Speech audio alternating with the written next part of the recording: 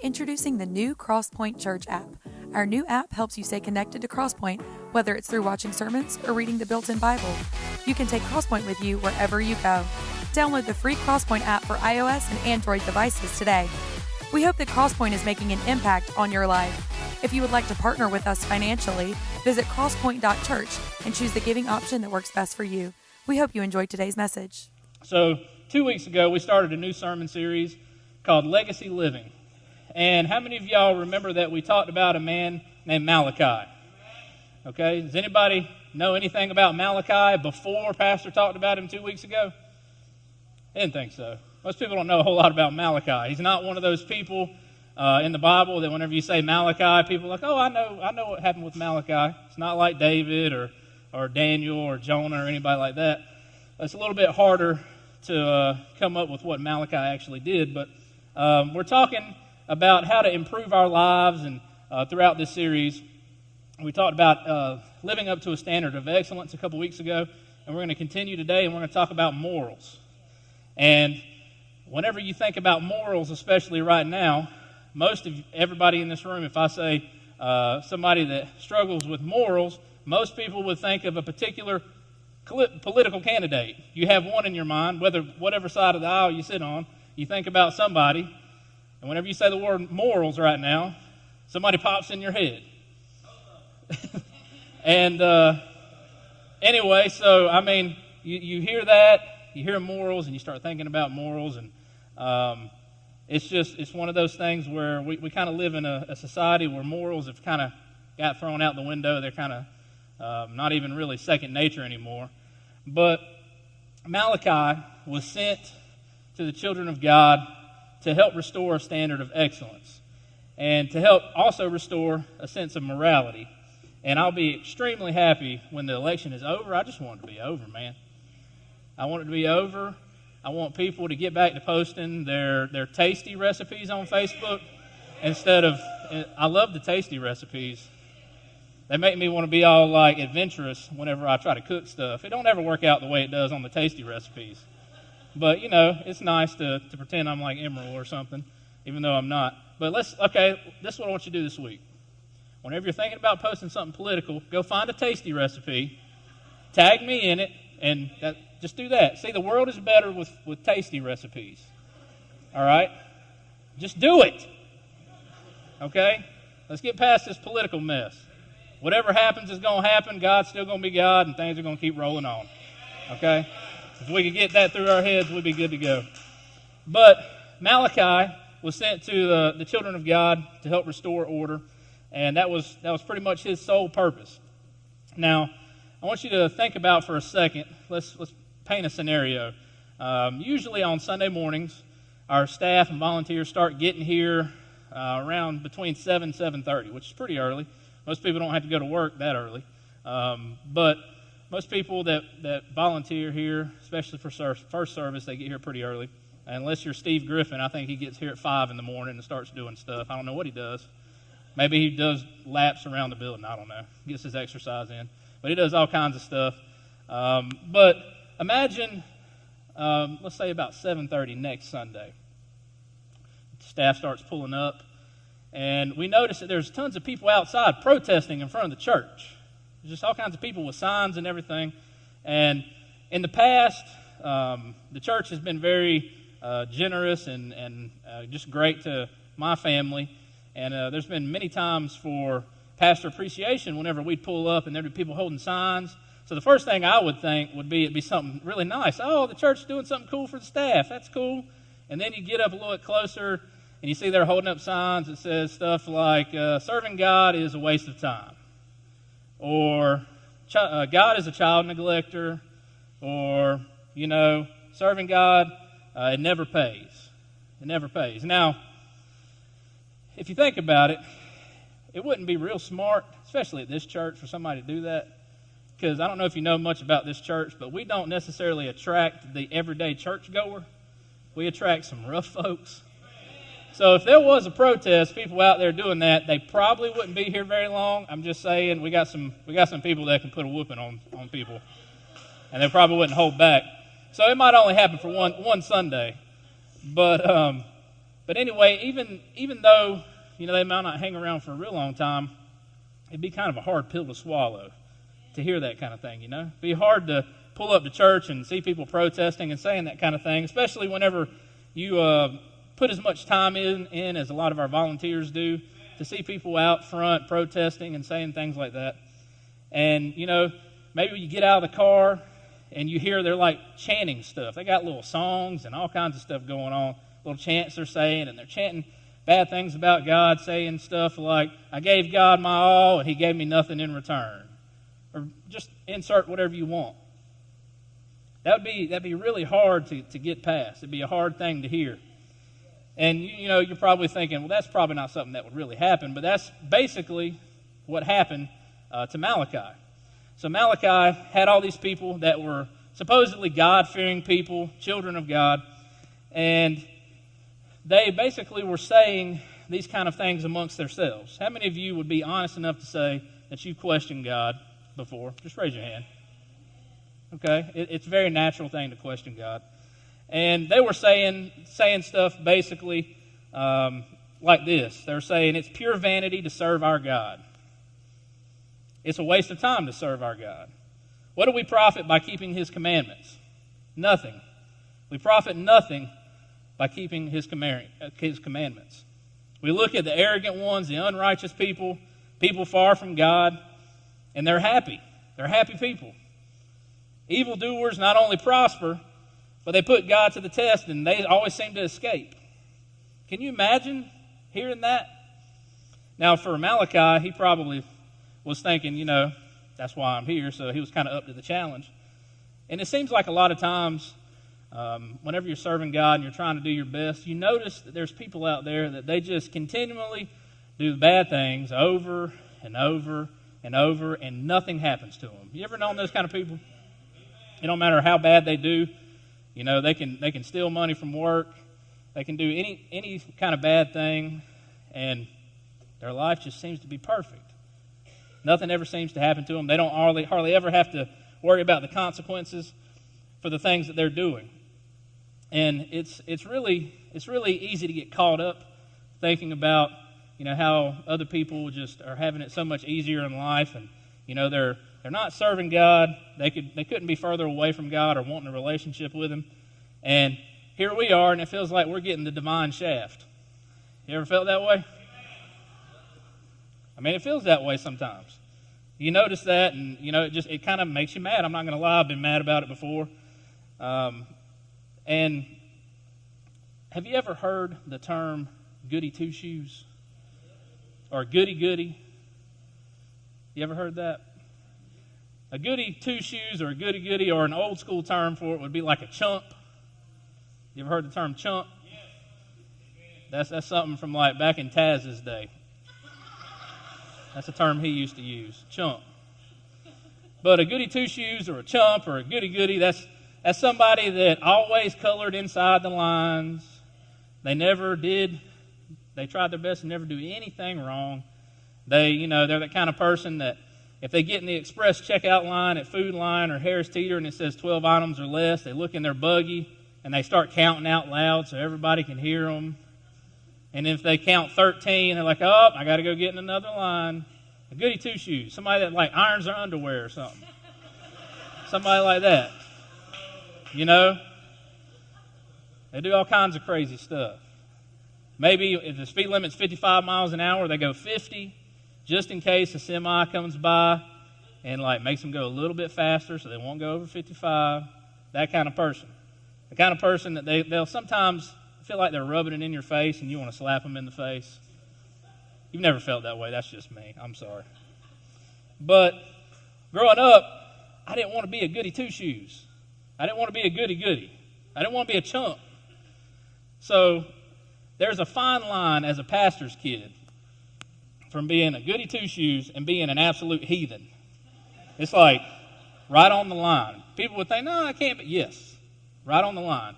It's really easy to go toward one side or the other. So I noticed whenever, you get to be about middle school age, I'm telling you, man, middle school kids can be mean, especially middle school girls. If you're a middle school girl, be nice to them boys. They're trying. They're trying so hard. Just be sweet to them. Come on, give them a break.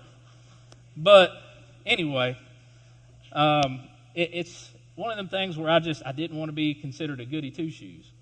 So about middle school age, I would hear people say, and believe it or not, they would say this to our parents, your kids, they're so well behaved. And I'm thinking, man, I don't want to be known for that. Anybody ever felt like that way when they were a kid? I don't want to be known for that. Anybody raised in the church their entire life, raise your hand. Okay. Have you ever had those thoughts when you were younger? Like, I don't want to be known to be a goody two-shoes. I don't want to be known for that. And so I kind of struggled with that till I was about 17 or 18 years old. And really, I struggled with it until I actually became a Christian, like for real became a Christian, which was pretty much when I was 17 years old. I was a senior in high school. When you grow up in the church, you become a Christian or get saved about 275 times, somewhere in that range, plus or minus 50. It's kind of the way it goes. So you know what I'm talking about. Like if you grow up in church, you have revivals and stuff all the time, and they just scare you to death when you're a kid. I don't want to go to hell. Oh, God, forgive me. I'm saved again. That kind of thing. You're laughing because it's the truth. I'm telling the truth. You feel that way. But whenever I actually became a Christian, fully became a Christian, it changed for me. It changed because I wasn't doing it because I didn't want to go to hell or because a pastor scared me. It did it because I didn't want to let God down. I always wanted to do my best. It's kind of like this. How many of you are married in the room? Raise your hand. Okay. How many of you love your spouse? Better raise your hand. Okay, when you truly love your spouse, you want to do whatever you can to not let them down. And it's the same kind of thing with your relationship with God. When you get to a point where you're taking it seriously and you just love God, you kind of push away all those thoughts about what people think, and you do it because you love God. You do it because you don't want to let Him down. And so I kind of went from worrying about being a goody two-shoes to being kind of overwhelmed with the grace of God and realizing, that, I don't deserve this. I don't deserve salvation, but God has given it to me. And you get kind of hung up on that when you start taking it seriously. And then you start realizing that you start exhibiting goody two-shoes characteristics whenever you're not meaning to. It just kind of naturally happens. And you stop worrying about what people think, what people say. And you start becoming a goody two-shoes for Jesus or a chump for Christ. And you don't care what people say about you. You don't care anymore. And whenever after high school, I went off to college, and I was pretty lucky whenever I went to UNCP that I had a very strong group of Christian friends there that I met. When you go to college, if you've been off to college, you know that it can be very much a temptation to go in the wrong direction. It's very easy to do that. And whenever you're actually, a Christian and you're trying and you want to be pleasing to God, it becomes a whole lot easier to say no to certain things. And, I don't know if people will talk bad about me. I was in real good shape at that point, so they probably didn't. I don't know. Maybe they were scared of me or something, or they just didn't say it around me. But I just didn't care. I didn't care what people said. There was so many times I got invited to do things and go places that I shouldn't go that I was just like, I appreciate it, man, but y'all have a good time. Maybe people thought I was a chump or a goody two-shoes or whatever you insert term. Maybe they thought that. But I thought to myself, at about 20, 21 years old, I'm doing good and I love God. I'm trying to do my best. I kept thinking, this goody two-shoes thing, maybe it'll pay off for me. Maybe it'll pay off for me. And there's a scripture that I want to read to you from Psalms 1 that was kind of like one of those things that would pump me up and keep me hoping and realizing that God was watching out for me. And I found whenever I preach, I like to go back and read scriptures in a bunch of different translations and paraphrases and whatnot. So I'll go to like BibleGateway.com and you can put a verse in and you can just go down and read how they reword stuff. And one of my favorite versions of the Bible to actually just sit down and read is the Message. I like it. It's a paraphrase. It's not a translation. And this this scripture from Psalms 1 from the Message, it words stuff in a way that I never thought it would word stuff from the Bible, and I'm going to read it to you right now. It says, "How well God must like you. You don't hang out at the Sin Saloon." How many of you have ever hung out at the Sin Saloon? Oh, nobody, huh? All right. Let's move on. I've been at the Sin Saloon quite a few times. "You don't slink along dead-end roads. You don't go to Smart Mouth College." Some of y'all got a doctorate degree in Smart Mouth College. I know I do. I got a smart mouth, praise God. I'm using it for Jesus. Okay? Smart Mouth College. Instead, you thrill to God's Word. You chew on Scripture day and night. Chew on Scripture day and night. I love that terminology. You're a tree replanted in Eden, bearing fresh fruit every month, never dropping a leaf, always in blossom. Going on to the next one, it says, there we go. I'm reading along with you. There we go. "You're not at all like the wicked, who are mere windblown dust, without defense in court, until company for innocent people. Unfit for company for innocent people. God charts the road you take. The road they take is Skid Row, and that's not the 80s rock band." Okay? How many of y'all ever listened to Skid Row? Oh, yeah. There you go. We might have to open up with a Skid Row song one Sunday. I'm sure that Don and Kevin could rip that up for us. But what God is saying here is that, being righteous, being a chump for Christ or a goody two-shoes for Jesus, it will pay off eventually. And what happened basically is I get out of college and I start living life, and it's inevitable. I'm about to be 31. That hurts to say out loud. But I'm about to be 31. And my birthday's in 2 weeks, October 24th. I'll take anything you want to give me. Whatever. I like gift cards, Outback Steakhouse, whatever. It's whatever you like. But since the time I got out of college, I've kind of I wouldn't say I've regressed in my walk with God. That's, it's not what I'm saying, but it's kind of come back to me where I started thinking about it. And I still have seen so many people, even through adulthood, people that I went to college with, high school with, and I constantly see them doing such terrible things, and nothing's happening to them. So it's inevitable. You sit back and you start thinking about it more and more, and you're like, is this really worth it?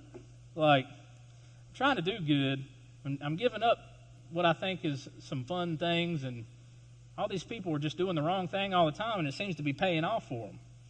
I know husbands that have cheated on their wives and never got caught.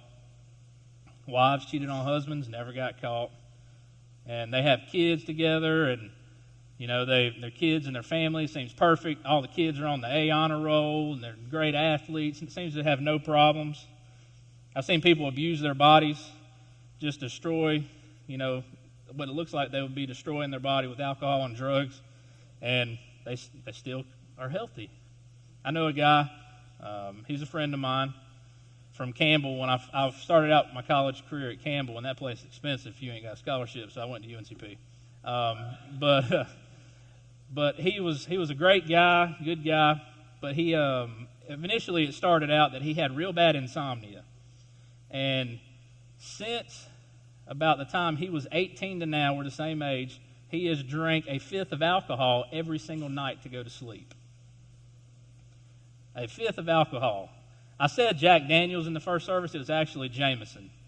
He liked to drink Jameson. He drank a fifth of that every single night.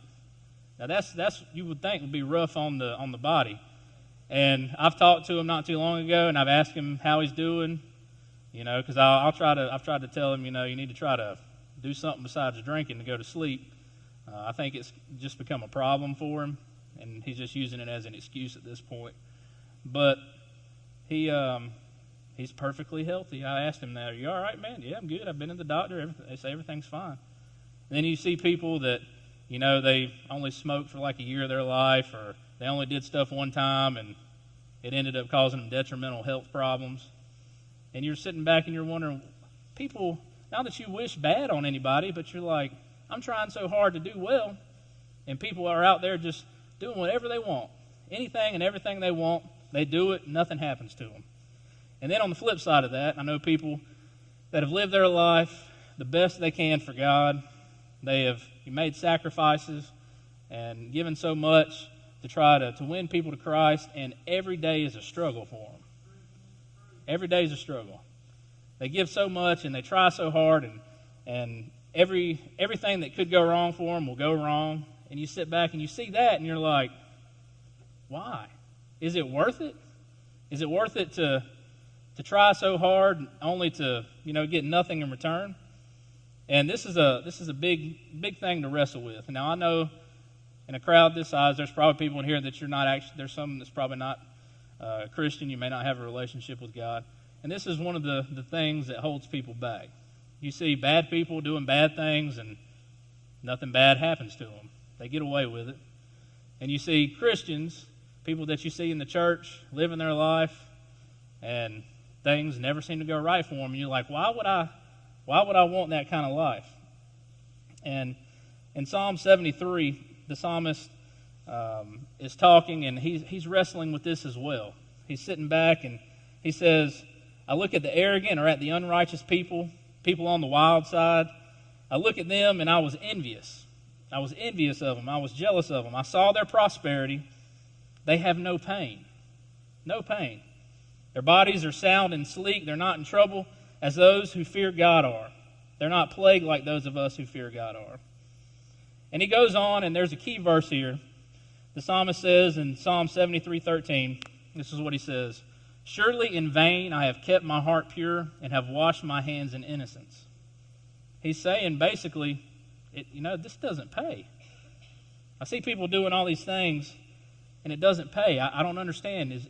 This doesn't seem worth it. It doesn't seem worth it. And it bothered him so much that he goes on and basically he says, finally I went to the sanctuary of God. So in modern day terms, I went to church.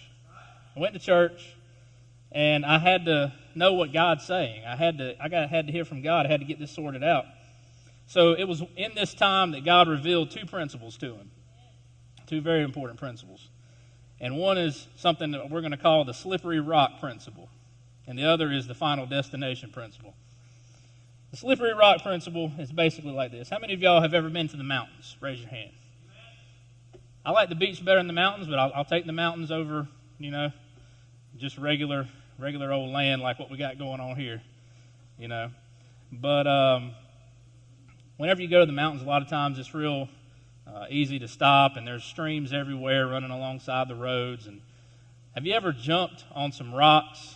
Anybody ever jumped from rock to rock before? Have you ever jumped on a rock that had that stuff like moss and algae on it, and you busted it? Anybody ever done that?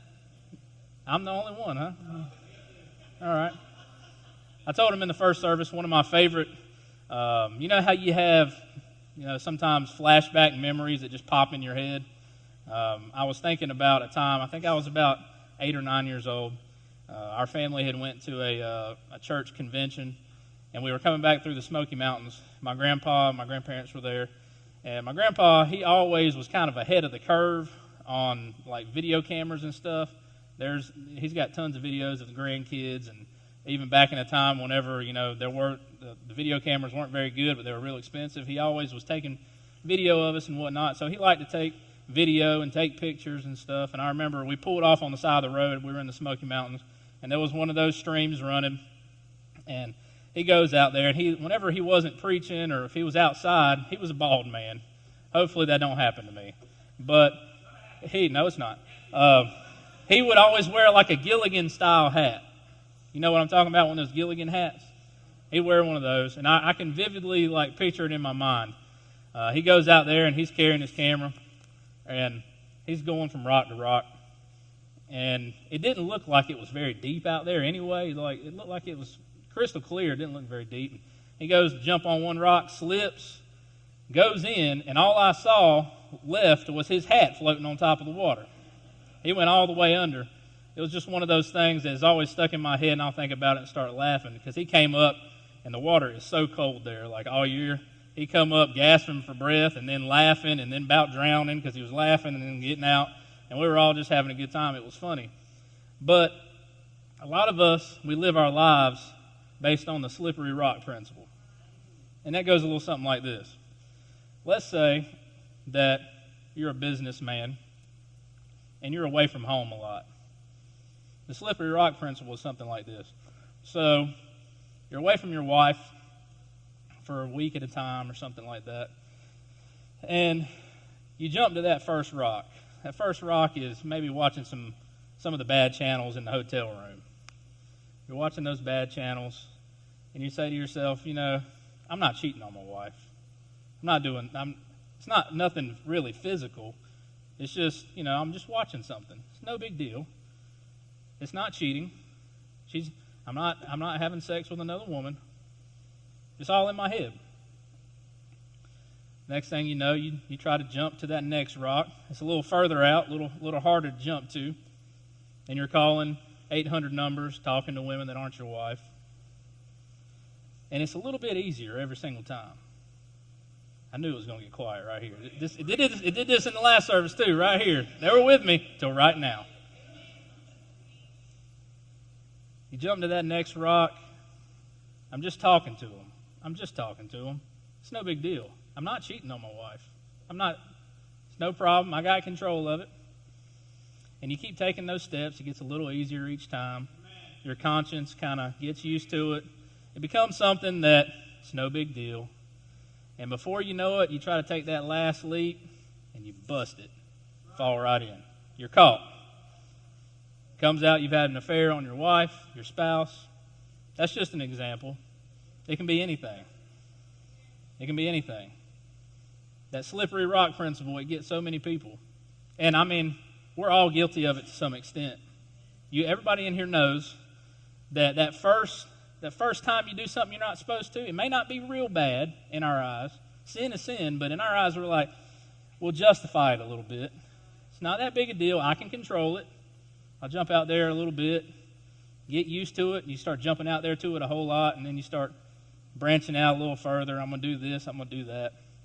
I'm going to keep on, and you end up falling in. It's really difficult, especially in ministry.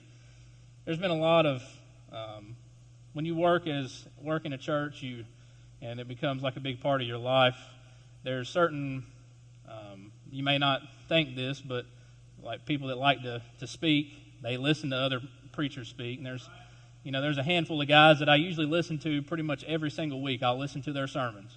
That's Stephen Furtick at Elevation. I listen to Stephen Furtick usually about every Monday. I listen to T.D. Jakes. You can watch him on Oprah now, on the Oprah Network. He's on the Oprah Network.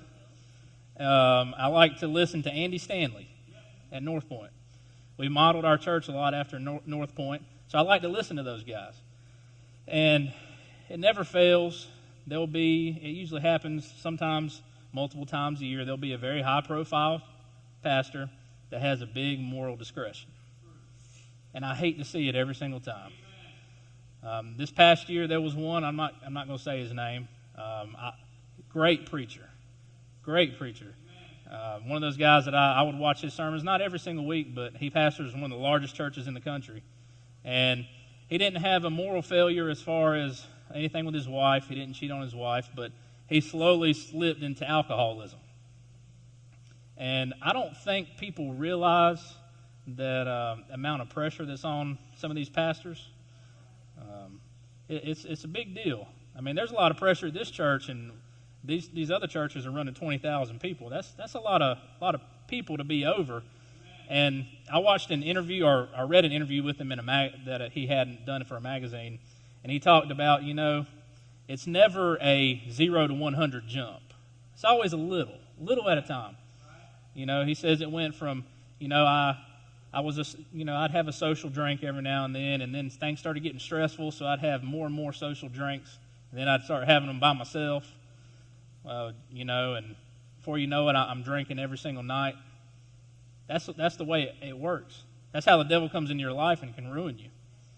There's little bitty incremental steps. It doesn't have to be alcohol. Just insert whatever your struggle is. If you sit back and you think about it, whatever you struggle with, it started as something a whole lot further down the line or further back than what it is now. Growing up, I always got caught. Always. I'm telling you, man. I'm not good. I'm not good at lying. Not good at it. I can't remember if I start a lie. I can't remember because I'm not good at it. Can't remember what lie I told, and then you tell more. Not good. I'm not a good liar. You know. And growing up, I swear, my mom, I'm telling you, she's got a direct line to God. If you need something prayed about, we always call Mom, ask her to pray. Dad will answer the phone and be like, let me talk to Mom. I want to get her to pray for something. But I'm telling you, man, every night she must have prayed, Lord, if Micah does something, let him get caught. Always happened.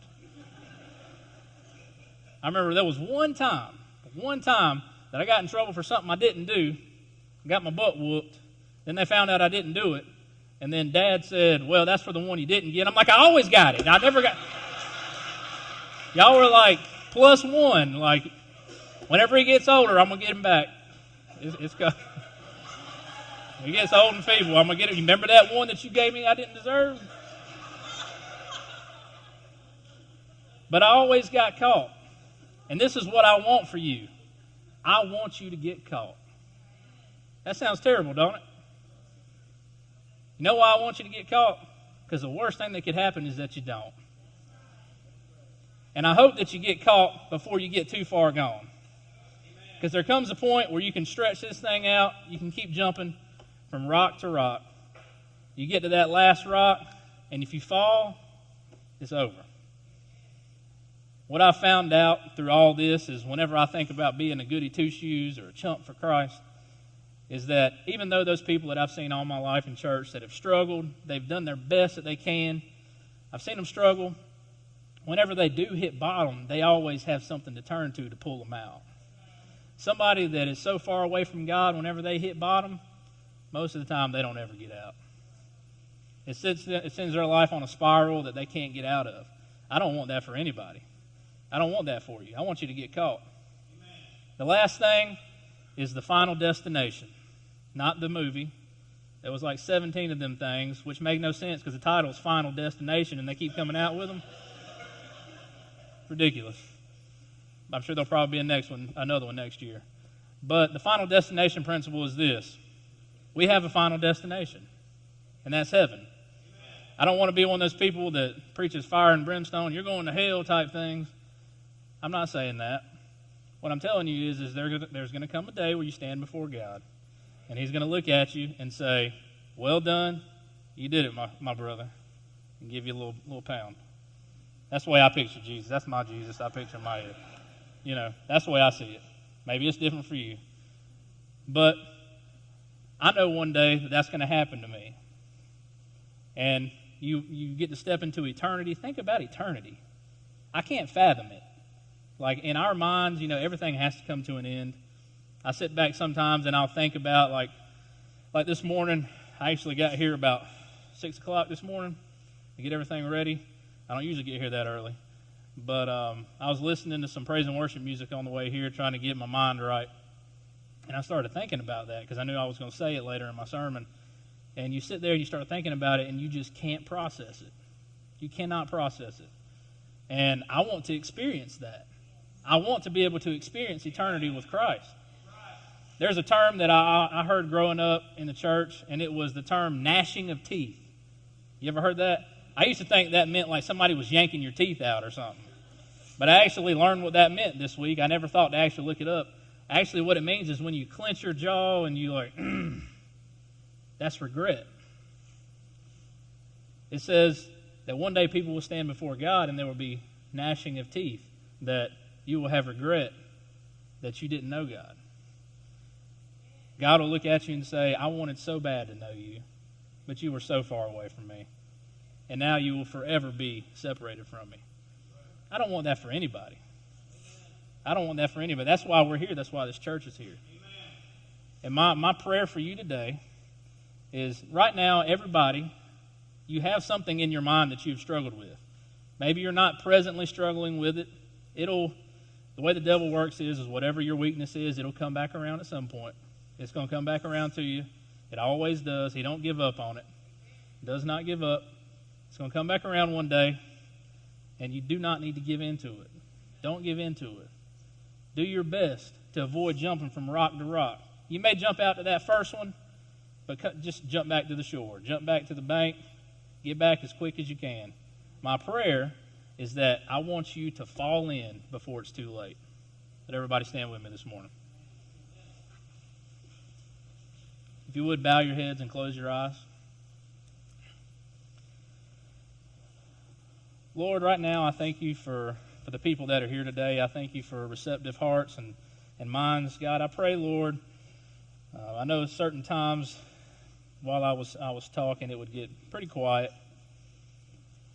And that can be a little unnerving, but I know that means that the people are listening, that they're hearing what you're wanting them to hear. And God, I pray right now, there's so many struggles that people are having. I pray, Lord, that you help them reel it in. God, we're not perfect people. Nobody in here claims to be perfect. Lord, I of all people should know that. I'm just a sinner like anybody else. I have so many problems.